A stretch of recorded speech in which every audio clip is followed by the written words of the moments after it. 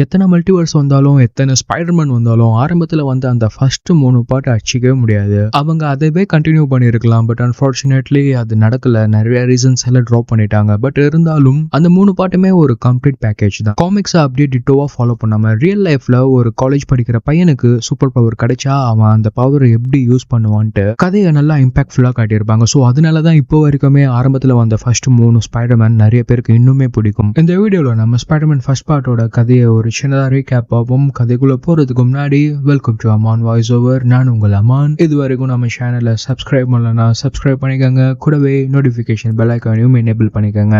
கதையோட ஆரம்பத்தில் final year graduate ஸ்டூடெண்ட்டை காட்டுறாங்க, பீட்டர் பார்க்கர். இவன் வந்து ரொம்ப நல்லா படிக்கிற பையன், பட் கொஞ்சம் வீக்கான பையன். கிளாஸ்ல எல்லாரும் இவனை தான் போட்டு கலாச்சிட்டு இருப்பானுங்க. கிளாஸ்ல மட்டும் இல்ல, வெளியே எங்க பார்த்தாலும் பஸ்லயோ இல்ல கேன்டீன்லயோ எங்க பார்த்தாலுமே இவங்கிட்ட தேவையில்லாம வம்பெழுத்துட்டு இருப்பாங்க. ஏன்னா இவன் யாரையும் எதுவும் திரும்பி கேட்க மாட்டான். அதனால இவனையே வச்சு டைம் பாஸ் பண்ணிட்டு இருப்பாங்க. பீட்டர் பார்க்கரோட சொந்தம் யாருன்னு பார்த்தா அங்கிள் பென் அண்ட் ஆண்ட் மே. அவங்க 2 பேர் மட்டும் தான் இவனுக்கு இருக்கிற ஃபேமிலியே. சோ இப்படி நார்மலா போயிட்டு இருக்க இந்த பையனோட லைஃப் சடனா சில மாற்றங்கள் ஏற்படுது. அது எங்கன்னா, ஒரு நாள் காலேஜ்ல சயின்ஸ் எக்ஸிபிஷனுக்காக ஒரு ஜெனட்டிக்கல் லெபார்டரிக்கு கூட்டிட்டு போயிருப்பாங்க. அந்த இடத்துல குறிப்பா சிலந்திகளை பத்தி ஆராய்ச்சி பண்ணிட்டு இருக்காங்க. இந்த உலகத்துல மொத்தம் 32,000 வகையிலான சிலந்திகள் இருக்காங்க. அதுல ஒரு 3 சிலந்தையை எடுத்து அதனோட டிஎன்ஏ ஸ்ட்ரக்சர்ஸை ரீமாடிஃபை பண்ணி ஒரு 15 சூப்பர் ஸ்பைடர்ஸ் இங்க உருவாக்கி இருக்கோம்னு சொல்றாங்க. அப்போ மேரி ஜேன்ன்ற ஒரு பொண்ணு, இல்லையே இங்க 14 தான் இருக்குன்றாங்க. ஆக்சுவலா அந்த 15வது ஸ்பைடர் அந்த கிளாஸ்ல இருந்து தப்பிச்சு வெளியே வந்திருக்கு. அந்த சமயத்துல பீட்டர் எம்ஜே கிட்ட எக்ஸிபிஷன் ரிப்போர்ட்டுக்காக நான் உங்களை ஒரு போட்டோ எடுத்துக்குவான்ட்டு கேக்குறான். கரெக்டா அந்த சமயத்துல இந்த தப்பிச்சு போன ஸ்பைடர் பீட்டரை கடிச்சிருது. பீட்டர் பெருசா எதுவும் கண்டுக்கல. அதை உதறிட்டு எப்பயும் போல கேஷுவலா வீட்டுக்கு வரான். ஆனா அவன் வரும்போதே அவனுக்குள்ள ஏதோ ஒரு மாற்றங்கள், ஏதோ மயக்கம் வர மாதிரி ஃபீல் பண்ணிட்டு அவனோட ரூம்க்கு போயிட்டு உடனே படுத்து தூங்கிட்டான். கொஞ்ச நேரத்துல அவனோட உடம்பு தூங்கிட்டு இருக்கும் போதே உதற ஆரம்பிக்குது. அவன் என்னடா நமக்கு என்னமோ ஆகுதுன்ட்டு துடிச்சு போச்சு ஏஞ்சி பாக்குறான். அப்போ அவனோட பாடியில மசில்ஸ் எல்லாம் நல்லா டைட்டன் ஆகி ரொம்ப சூப்பரா காட்டுது. அவன் யூஸ்வலா போடுற ஸ்பெக்ஸ் எல்லாமே அவனோட கண்ணு நல்லா தெரியுது. சோ அந்த சிலந்தி இவனை கடிச்சதால அந்த ஸ்பைடரோட டிஎன்ஏ ஸ்ட்ரக்சர் இவனோட டிஎன்ஏ ஸ்ட்ரக்சரோட மோல்ட் ஆகி அடாப்ட் ஆகிடுச்சு. கட் பண்ண பீட்டரோட பெஸ்ட் ஃப்ரெண்ட் ஹாரியை காட்டுறாங்க. ஹாரியோட அப்பா யாருன்னு பார்த்தா நார்மன் ஆஸ்பன். அவர் ஒரு பெரிய பணக்காரரு. ஆஸ்காப் இண்டஸ்ட்ரீஸ் ஒரு கம்பெனி நடத்திட்டு இருக்காரு. அண்ட் இப்போ அவரு கரண்டா அவங்க நாட்டு ராணுவத்துக்காக ஒரு ப்ராஜெக்ட் பண்ணிட்டு இருக்காரு. இந்த மாதிரி போர் நடக்கிற சமயத்துல நம்மளோட மக்களை ஏன் நாம இழக்கணும், அதுக்கு பதிலா நம்மளோட ராணுவ வீரர்களை குளோனிங் பண்ணி அந்த குளோனுக்கு சில கெமிக்கல்ஸ் எல்லாம் கொடுத்துட்டு நல்ல சண்டை போடுற மாதிரி வச்சு அனுப்பிச்சோம்னா அந்த குளோன் சண்டையில இறந்தாலும் இறக்காட்டியும் ஒன்னும் இல்ல, நம்மளோட வீரர்கள் எல்லாம் பாதுகாப்பா இருப்பாங்க அப்படின்ட்டு ஒரு ப்ராஜெக்ட் பண்ணிட்டு இருக்காரு. பட் ஆனா ரொம்ப நாட்களா பண்ணிட்டு இருக்காரு. ஒரு நாள் மிலிட்டரி அபிஷியல்ஸ் எல்லாம் அவரோட ஆபீஸ்க்கு வந்து, என்ன நார்மன் எப்பதான் இந்த ப்ராஜெக்டை முடிப்பீங்க நார்மன் கேக்குறாங்க. அதுக்கு நார்மனோட அசிஸ்டன்ட் ஒருத்தர், இன்னும் அந்த கெமிக்கல் ரெடி ஆகல, நாம இன்னும் அனிமல் டெஸ்டுக்கே தயாராகல, அதுக்குள்ள அந்த மனுஷங்க மேல செலுத்ததான் முடியாது அப்படின்றாரு. அதை கேக்குற நார்மன், என்ன இவன் நம்ம கூடவே இருந்து நமக்கு அப்போஸா பேசுறான் அப்படின்ட்டு மிலிட்டரி அபிஷியல் கிட்ட அவர் சொல்ற மாதிரி பயப்படுறதுக்கெல்லாம் எதுவும் இல்லை, இன்னும் கொஞ்ச நாள்ல நான் ரெடி பண்ணிடுவேன், எனக்கு இன்னும் கொஞ்சோண்டு டைம் தாங்கன்ட்டு கேக்குறாரு. அதுக்கு அந்த மிலிட்டரி அபிஷியல், உனக்கு ஆல்ரெடி நிறைய டைம் தந்தாச்சு நார்மன், இன்னும் ஒரு வாரத்துல நீ ரிசல்ட் தரலனா இந்த ப்ராஜெக்டை நான் வேற கம்பெனிக்கு கொடுத்துடுவேன்ட்டு கிளம்பிடுறாரு. அதை கேட்டு செம்ம கடுப்பாகிற நார்மன் அந்த கெமிக்கல் டெஸ்ட்டை அன்னைக்கு நைட்டே அவர் மேலேயே பண்றாரு. அவரோட அசிஸ்டன்ட்டோ, வேணாம் நார்மன் இந்த கெமிக்கல் இன்னும் ஸ்டேபிளா இல்ல, உன் மேல டெஸ்ட் பண்றது ஆபத்துல முடியும்ட்டு எவ்வளவோ சொல்றாரு. ஆனா நார்மன் அதையெல்லாம் கேட்காம அந்த டெஸ்ட் அவர் மேல செலுத்தி வெளியே வரும்போது ஒரு ஆக்ரோஷமான மனுஷனா வெளியே வர்றாரு. அப்படி ஆக்ரோஷமா வெளியே வந்தோன்னா வேலையா அவரோட அசிஸ்டன்ட்டை போட்டு தள்ளிட்டாரு. ஏன்டா என் கூடவே இருந்து என்னோட ப்ராஜெக்ட் இன்னும் ஸ்டேபிளா இல்லைன்ட்டு சொல்றியா நீ அப்படின்ட்டு அவரை சாகடிச்சிடுறாரு. சாகடிச்சிட்டு இங்க இந்த டெஸ்ட் நடந்த மாதிரி எதுவும் தெரியக்கூடாதுன்ட்டு அந்த இடத்தெல்லாம் கிளியர் பண்ணிட்டு அடுத்தது அங்க இருக்கிற கிளைடரை யாருக்கும் தெரியாம எடுக்கணும்னு நினைச்சிட்டே வீட்டுக்கு வந்துடுறாரு. கட் பண்ணா காலையில அவரோட வீட்டுல எதுவுமே தெரியாத மாதிரி ஒரு மயக்க நிலையில எழுந்துக்கிறாரு. அப்போ அவரோட ஆபீஸ்ல வேலை பார்க்குற ஒரு பொண்ணு வந்து, சார் உங்க அசிஸ்டன்ட் நம்ம ஆபீஸ்ல யாரும் கொலை பண்ணிருக்காங்கன்ட்டு சொல்றாங்க. அதை இவர் எதுவுமே தெரியாத மாதிரி ஷாக்கா கேட்கிறாரு. கட் பண்ணா பீட்டர் காலேஜ் கேன்டீன்ல சாப்பிட்டுட்டு இருக்கும்போது ஃபிளாஷ்ன்ற ஒரு பையன் அவன் கூட தேவையில்லாம சண்டைக்கு வரான். யூஸ்வலா பீட்டர் கிட்ட பசங்க வம்பிழுத்தா அவர் எதுவும் கண்டுக்காம அமைதியா போயிடுவாரு. இந்த வாட்டி அந்த பையனை எதிர்த்து கேன்டீன்ல சண்டை போடுறாரு. மத்த பசங்களாம், பீட்டரே நீயாடா சண்டை போடுறன்ட்டு ஆச்சரியமா கேக்குறாங்க. பீட்டருக்கும் ஒண்ணுமே புரியல. உடனே அவர் காலேஜ் விட்டு வெளியே வந்துடுறாரு. ஆள் நடமாட்டம் இல்லாத ஒரு தெருக்குள்ள போய், ஆஹா நம்ம உடம்புல என்னமோ நடக்குதே, நம்ம கை வச்சா செவுரெல்லாம் ஒட்டுதேன்ட்டு செவுர்ல ஏறுறாரு. பில்டிங்கா தாவுறாரு. அப்புறம் கையில இருந்து சிலந்தி வலை பின்ற மாதிரி நம்ம கையிலயும் இருந்து வலை வருமான்ட்டு வலை வர வைக்கலாம் ட்ரை பண்றாரு. வீட்டுக்கும் வந்து அதையே பண்ணிட்டு இருக்காரு. அன்னைக்கு நைட்டு காலேஜ் ஹோம்ஒர்க் கூட பண்ணாம நமக்கு ஏதோ சூப்பர் சூப்பர் பவர் கிடைச்சிருக்குன்ட்டு சூப்பர் காஸ்டியூம்லாம் டிசைன் பண்ணிட்டு இருக்காரு. அப்புறம் நைட்டு தூங்குறதுக்கு முன்னாடி குப்பையை வெளியே போட்டுட்டு வரலாம்ட்டு வெளியே வந்தா மேரி ஜேன் அங்க அழுதுட்டு இருக்காங்க.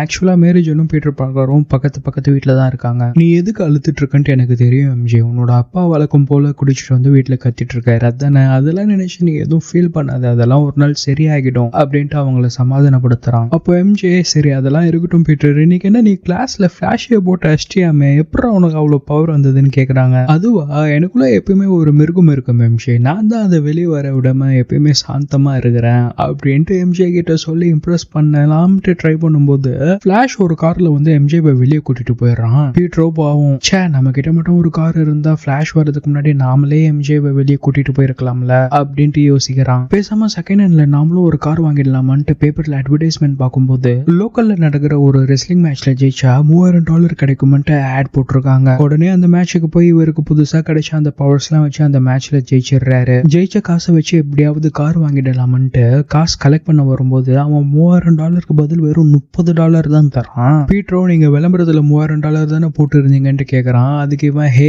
உனக்கு $30 அதிகம், எடுத்துட்டு போறியா இல்ல அதை கொடுக்குறியான்ட்டு கேக்குறான். பீட்டர் அவங்க கிட்ட எதுவுமே கேட்காம சோகமா வெளியே போயிடுறான். அந்த சமயத்துல ஒரு திருடன் உள்ள வந்து இவங்க கிட்ட இருக்கிற எல்லா கேஷையுமே திருட்டிட்டு போறான். பீட்டரை தாண்டி தான் அந்த திருடன் தப்பிச்சு போறான். ஆனா பீட்டர் அந்த திருடனை தடுக்கவே இல்லை, ஏன்னா அவனுக்கு கிடைக்க வேண்டிய காசும் கிடைக்கல இல்லையா. அதனால பீட்டர் அந்த திருடனை தப்பிக்க விட்டுறான். இந்த ஒரு இன்சிடென்ட் தான் பீட்டரோட லைஃபே சேஞ்ச் பண்ண போகுது. என்ன ஆச்சுன்னா அவன் கீழே வந்து பார்க்கும்போது அந்த திருடன் அங்கிள் பென்னை சுட்டுட்டு அவரோட காரை திருடிட்டு போயிட்டான். அங்கிள் பென் பீட்டரை பார்த்துட்டே இறந்துடுறாரு. அப்போ போலீஸோட வாக்கி டாக்கி மூலமா அந்த திருடனோட லொகேஷனை தெரிஞ்சுக்கிற பீட்டர் அவனுக்கு புதுசா கிடைச்சிருக்க இந்த ஸ்பைடர் பவர்ஸை வச்சு சமக்கோவமா அந்த திருடனை துரத்திட்டே போய் போலீஸ் பிடிக்கிறதுக்கு முன்னாடி அவன் இவனை பிடிச்சிடுறான். பீட்டருக்கு அப்பதான் தெரிய வருது அங்கிள் பென்னை கொலை பண்ணது பீட்டர் தப்பிக்க விட்ட அந்த திருடன் தான். கோவத்துல பீட்டர் இந்த திருடனை அந்த பில்டிங்ல இருந்து தள்ளி விட்டு சாகடிச்சிடுறாரு. பீட்டருக்கு அடுத்து எங்க போறதுன்னு தெரியாம ஒரு பெரிய பில்டிங்ல மேல போய் உட்காந்து அழுதுட்டு இருக்காரு. நாம மட்டும் அந்த திருடனை அங்கே தடுத்து இருந்தா நம்மளோட அங்கிள் இறந்திருக்க மாட்டாருலன்ட்டு யோசிக்கிறான். அங்கிள் பென் பீட்டர் கிட்ட அடிக்கடி ஒரு விஷயம் சொல்லிட்டு இருப்பாரு, with great power comes great ரெஸ்பான்சிபிலிட்டின்னு சொல்லுவாரு. என்ன மீன் பண்றாருன்னா 18 வயசுல இருந்து ஒரு 20-25 வயசுக்குள்ள நாம என்னெல்லாம் பண்றோமோ அதுதான் நம்ம வாழ்நாள் முழுக்க பண்ணுவோம்ட்டு சொல்றாரு. சோ அந்த இளமை பருவத்துல கிடைக்கிற புத்துணர்ச்சியை தவறுதலான விஷயத்துக்கு பயன்படுத்திட கூடாது அப்படின்ட்டு பீட்டர் கிட்ட அடிக்கடி சொல்லிட்டு இருப்பாரு. கட் பண்ண சில மாசங்களுக்கு அப்புறம் பீட்டர் கிராஜுவேஷன் முடிச்சிடறான். அடுத்தது மேற்படிப்பு படிக்கிறதா இல்ல வேலைக்கு போறதா என்ன பண்றதுன்னு தெரியாம வீட்டுல அங்கிள் பென் நினைச்சு அழுதுட்டு இருக்கான். அப்போ அவர் சொன்ன வார்த்தைகள் பீட்டரோட மைண்ட்ல ஓடிட்டே இருக்கு. அதே சமயத்துல ரேடியோல ஊருக்குள்ள நாளுக்கு நாள் அதிகமா குற்றங்கள் நடந்துட்டே இருக்குன்ட்டு நியூஸ் சொல்றாங்க. இப்போதான் பீட்டர் நமக்கு கிடைச்ச பவரை வச்சு நம்ம மக்களுக்கு உதவி செய்யணும்னு முடிவெடுத்து முழுசா ஸ்பைடர்மேனா மாறுறான். அதுக்கப்புறம் ஊருக்குள்ள நடக்கிற குற்றங்கள் எல்லாம் கொஞ்சம் கொஞ்சமா குறைய ஆரம்பிக்குது. மக்கள் எல்லாம் பீட்டரை ஒரு சூப்பர் ஹீரோவா பாக்குறாங்க. ஆக்சுவலா பீட்டர் தான் ஸ்பைடர்மேன் யாருக்குமே தெரியாது. அவன் நைட்டு தான் ஸ்பைடர்மேனா வந்து மக்களுக்கு எல்லாம் உதவி செய்துட்டு இருக்கான். அண்ட் அவனோட நார்மல் லைஃப்ல பிஜி கோர்ஸ் ஒன்னு போட்டுட்டு பார்ட் டைமா ஃப்ரீலான்ஸ் போட்டோகிராஃபரா ஒர்க் பண்றான். அந்த டைம்ல நியூஸ் பேப்பர் கம்பெனில எல்லாம் ஸ்பைடர்மேன் போட்டோக்கு பயங்கர டிமாண்ட். சோ இந்த சாக்கை யூஸ் பண்ணி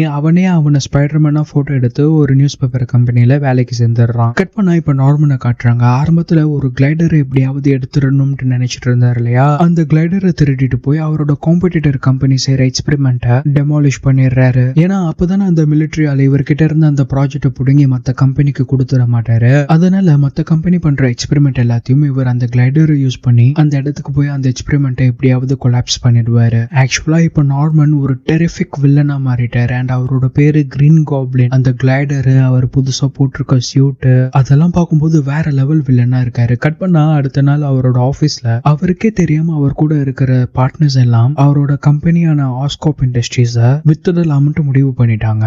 இப்போ அவருக்கு என்ன பண்றதுன்னே தெரியல. இது அவரோட வாழ்நாள் ஆசை, ஒரு ட்ரீம் கம்பெனி. சின்ன வயசுல இருந்தே ராணுவத்துல யாரும் இறந்துடக்கூடாதுன்றதுக்காக நிறைய ரிசர்ச் எல்லாம் பண்ணி இந்த ப்ராஜெக்ட் இப்போ வரைக்கும் பண்ணிட்டு இருக்காரு. இன்னும் கொஞ்சம் டைம் கொத்து இருந்தா இந்த ப்ராஜெக்ட முடிச்சிருவாரு. ஆனா அதுக்குள்ள இந்த பார்ட்னர்ஸ் எல்லாம் சேர்ந்து இந்த கம்பெனியே வித்துடலாம், இந்த ப்ராஜெக்ட் இதோட ஸ்டாப் பண்ணிடலாம்னு சொன்னதால நார்மன் வேற வழி இல்லாம கம்பெனியை வித்துதான் ஆகணும்ன்ற நிலைமைக்கு வந்துட்டாரு. அதுக்கப்புறம் நல்லவரா இருந்த நார்மன் இதை பத்தி யோசிச்சு அவரோட ஆசையை நடக்க விடாம பண்ணவங்களை எப்படியாவது பழி வாங்கணும்ட்டு கெட்டவராயிடுறாரு. அந்த ஈவெண்ட்டுக்கு நார்மன் கிரீன் காப்ளினா வந்து அவரோட பார்ட்னர்ஸ் எல்லாரையும் அங்க சாகடிச்சிடுறாரு. அந்த நேரத்துல ஒன்னும் அறியாத பப்ளிக்கும் ஆபத்துல மாட்டிக்கிறாங்க. இந்த டைம்ல காப்ளின் கிட்ட இருந்து மக்களை காப்பாற்றணுன்றதுக்காக பீட்டர் ஸ்பைடர்மேனா வரான். இதுல ஹைலைட்டான ஒரு விஷயம் என்னன்னா, ஹாரி மேரி ஜேனை இந்த ஈவெண்ட்டுக்கு இன்வைட் பண்ணிருப்பான். அப்போ மேரி ஜேன் ஒரு பில்டிங்ல இருந்து தவறி கீழே விழுவாங்க. அப்போ பீட்டர் ஸ்பைடர்மேனா போய் மேரி ஜேனை காப்பாத்திடுறான். இதனால மேரி ஜேனுக்கு ஸ்பைடர்மேனை ரொம்ப பிடிக்க ஆரம்பிக்குது. ஒரு நாள் அவங்க பீட்டர் கிட்டயே இந்த ஸ்பைடர்மேன் யாரு, நீ தான் அவன் போட்டோலாம் எடுத்து கொடுக்குறியாமே,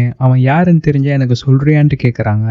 பீட்டருக்கு என்ன சொல்றதுன்னே தெரியல. இல்ல மேரி ஜேன், அவனோட ஐடென்டிட்டி யாருக்கும் தெரிஞ்சிடக்கூடாதுன்ட்டு சொல்ல வேணாம்னு சொல்லியிருக்கான்ட்டு சொல்லிடுறாரு. கட் பண்ண அடுத்த நாள் நார்மன் அவர் வீட்டுல எழுந்துக்கும் போது முழு வில்லனா மாறின மாதிரி எழுந்துக்கிறாரு. ஆக்சுவலா அவருக்குள்ள இந்த காப்ளின் கேரக்டர் வந்துட்டு போறது அவருக்கே தெரியும், பட் ஆனா ரியலைஸ் பண்ண முடியாது. ஒரு மாதிரி மிக்ஸ்டு ஸ்டேட்ல இருப்பாரு. ஒரு மனுஷனுக்குள்ள 2 கேரக்டர் இருந்தா எப்படி இருக்கும் அந்த மாதிரி. அப்போ கண்ணாடியை பார்த்து அவரே பேசிக்கிறாரு. நம்ம கம்பெனி இழுத்து முடிட்டா நம்ம இந்த ப்ராஜெக்ட தனியாவே பண்ணலாம்னு பார்த்தா நம்மள தடுக்கிறதுக்குன்ட்டே ஸ்பைடர்மேன்ட்டு எவனோ ஒருத்தன் இருக்கானே, அவனை ஏதாச்சும் பண்ணணுமேன்ட்டு யோசிக்கிறாரு. ஆனா எப்படி, அவன் யாருன்னே தெரியாது, எப்படி அவனை கண்டுபிடிக்கிறதுன்ட்டு யோசிக்கும் போது அந்த நியூஸ் பேப்பர் கம்பெனிக்காரங்கிட்ட கேட்டா அவனுக்கு ஸ்பைடர்மேன் போட்டோ யார் மூலியமா கிடைக்குதுன்னு தெரிஞ்சுக்கலாம் அப்படின்ட்டு அந்த நியூஸ் பேப்பர் கம்பெனி அட்டாக் பண்றாரு. அந்த நேரத்துல பீட்டர் பார்க்கர் அதை தெரிஞ்சுக்கிட்டு ஸ்பைடர்மேனா அங்க வரான். அப்போ காப்ளின் ஸ்பைடர்மேனை சாகடிக்காம அவனுக்கு ஏதோ மயக்க மருந்து கொடுத்துட்டு ஒரு இடத்துக்கு கூட்டிட்டு வந்திருக்காரு. டே பாரா தம்பி, உனக்கு எப்படி இந்த பவர் கிடைச்சதுலாம் எனக்கு தெரியாது, நீ என்ன மக்களுக்கு நல்லது பண்றேன்னு சுத்தின்னு இருக்கிற, நீ என்னதான் பண்ணாலும் ஒரு நாள் இவனுங்க நம்மள மறந்துடுவானுங்க,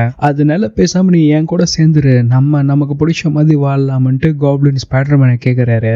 அப்ப பீட்டர் அவனோட அங்கிள் சொன்னதை ஞாபகத்துல வச்சு நமக்கு ஏதாவது ஒரு பவர் கிடைச்சா அது மக்களோட நலனுக்கு தான் பயன்படுத்தணும், உன்ன மாதிரி கெட்டதுக்கு பயன்படுத்த கூடாதுன்ட்டு சொல்லிடுறான். அப்படியா, அப்போ உன்னை சாவடிக்கிறத தவிர எனக்கு வேற வழி இல்லைன்ட்டு 2 பேரும் பயங்கரமா சண்டை போட்டுக்கிறாங்க. பீட்டர் அங்க இருந்து தப்பிச்சு வீட்டுக்கு வந்துடுறான். அன்னைக்கு ஆண்ட்மே தேங்க்ஸ் கிவிங் டே டின்னருக்காக பீட்டரோட ஃப்ரெண்ட் ஹாரியோட அப்பா மேரி ஜேன் எல்லாரையும் அழைச்சிருப்பாங்க. அப்போ பீட்டரோட கையில அடிபட்டு இருக்கிறத பாக்குற நார்மன், இந்த காயம் நம்ம கிளைடர்ல இருந்து வந்த பிளேடுனால வந்த மாதிரி இருக்கே, பீட்டர் தான் ஸ்பைடர்மேன் கண்டுபிடிச்சிடுறாரு. அதுக்கப்புறம் நார்மன், பீட்டர் ஒரு சின்ன பையன், பீட்டர் தான் ஸ்பைடர்மேன் என்னால நினைச்சு கூட பார்க்க முடியல, அவனை எப்படி நாம சாகடிக்கிறதுன்ட்டு யோசிக்கிறாரு. ஆனா நார்மனுக்குள்ள இருக்கிற இன்னொரு மனுஷனான அந்த காப்ளின், ஹே உனக்கு எதிராக எவன் வந்தாலும் அவனை போட்டு தள்ளிடுறான்ட்டு சொல்றான். அவன் பேச்ச கேட்டுட்டு நார்மன் பீட்டரை சாகடிக்கிறதுக்கு முன்னாடி அவனுக்கு பிடிச்சவங்களை சாகடிக்கலாம்ட்டு ஆண்ட்மேவை போய் அட்டாக் பண்ணிடுறான். அதுக்கப்புறம் நார்மன் மேரி ஜேனை கடத்திட்டு வந்துடுறான். பீட்டருக்கு மேரி ஜேனை பிடிக்கும்ன்றது எப்படி தெரியும்னு பார்த்தா ஒரு நாள் ஹாரி தான் நார்மன் கிட்ட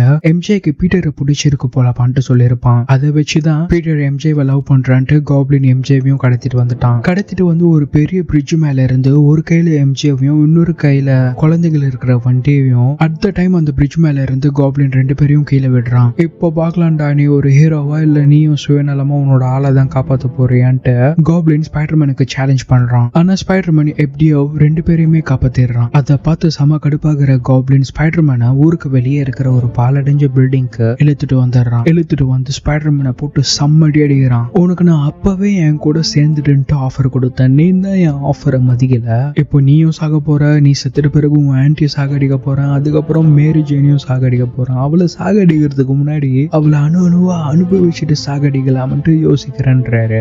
அதை கேட்டோன்னு பீட்டர் காப்ளினை போட்டு சாவடி அடிக்கிறான். வலி தாங்க முடியாம காப்ளின், ஹே பீட்டர் எர்றா, நான் யாருன்னு பாருன்ட்டு மாஸ்க கலட்டுறாரு. பீட்டர் நார்மன் தான் இதெல்லாம் பண்ணதான்னு பார்த்து ஷாக் ஆகி நிக்கிறான். அப்ப நார்மன் பீட்டர் கிட்ட நான் இதெல்லாம் தெரியாம பண்ணிட்டேன் பண்ணிட்டு பேசிட்டே அவனோட கிளைடர் பின்னாடி இருந்து ஸ்பைடர்மேனை வந்து குத்துற மாதிரி ப்ரோக்ராம் பண்ணிட்டான். ஆனா ஸ்பைடர் சென்ஸால பீட்டர் அதை உணர்ந்துட்டு கரெக்டா டைமிங்கா ஜம்ப் பண்ணிடுறான். அதனால கிளைடர் நார்மன் மேலேயே குத்திடுச்சு. நார்மன் சாகிறதுக்கு முன்னாடி என்னோட இந்த தப்பான முகத்தை ஹாரி கிட்ட சொல்லிடாத பீட்டர்னு சொல்லிட்டே செத்துறாரு. அதனால பீட்டரும் என்னதான் இருந்தாலும் அவர் சொல்றதும் கரெக்ட் தான், ஹாரி கஷ்டப்படுவான் இல்லையா, பிகாஸ் ஹாரி பீட்டரோட ஃப்ரெண்டும் கூட. அதனால பீட்டர் காப்ளினோட ஸ்வீட் அந்த கிளைடர் எல்லாத்தையும் அந்த பில்டிங்லயே ஒளிச்சு வச்சுட்டு நார்மனை தூக்கிட்டு வந்து ஹாரியோட வீட்டுல வச்சிடறாரு. அந்த சமயத்துல ஹாரி பாத்துறான். அப்போ ஹாரி ஸ்பைடர்மேன் தான் தன்னோட அப்பாவை சாகடிச்சுதான் நினைச்சுக்கிட்டான். நார்மனோட இறுதி சடங்குல ஹாரி பீட்டர் கிட்ட ஸ்பைடர்மேன் உனக்கு யாருன்னு தெரியும்ல, யாருன்னு சொல்றான்ட்டு கேக்குறான். ஆனா பீட்டர் மன்னிச்சுடு ஹாரி, என்னால அதை சொல்ல முடியாதுன்னு சொல்லிடுறான். அப்போ மேரி ஜேன் பீட்டர் கிட்ட வந்து, பீட்டர் நான் உங்ககிட்ட ரொம்ப நாளா ஒண்ணு சொல்லணும்னு நினைச்சிட்டு இருந்தேன், நான் ஆரம்பத்தில் ஃபிளாஷ் கூட சுத்திட்டு இருந்தேன், கொஞ்ச நாள் ஹாரி கூடயும் சுத்திட்டு இருந்தேன், பட் ஆனா அவங்க கிட்ட இருந்தெல்லாம் எனக்கு உண்மையான அன்பு கிடைக்கல, ஆனா நீ என் மேல இவ்வளவு அன்பா இருப்பேன்ட்டு நான் நினைச்சு கூட பார்க்கல, நான் 4th ஸ்டாண்டர்ட்ல போட்ட டிராமா டைலாக் எல்லாம் இப்போ வரைக்கும் ஞாபகமா வச்சிருக்க, நான் உன்னை லவ் பண்றேன் பீட்டர், என்ன கல்யாணம் பண்ணிக்கிறியான்னு கேக்குறாங்க. ஆனா பீட்டர் இல்ல நம்ம கடைசி வரைக்கும் ஃப்ரெண்டாவே இருந்துடலாம்னு சொல்லிடுறான். அப்போ